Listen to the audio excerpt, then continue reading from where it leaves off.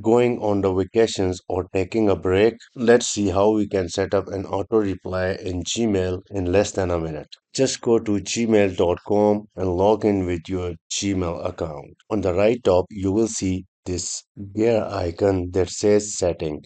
Just click over it and then click on see all settings. Now here, under the general tab, scroll down to the bottom and here you will see the vacation responder.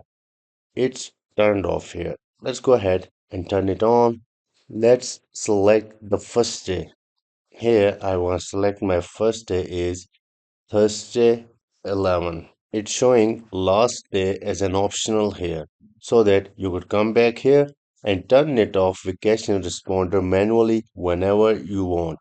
But if you want to select the last day, just check this mark and here go ahead and select the last day. Let's say I want to select 17 of this month.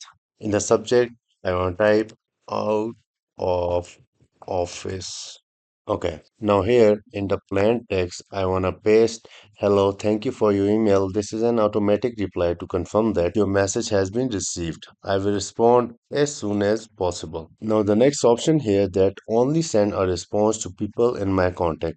So I don't want to select this actually.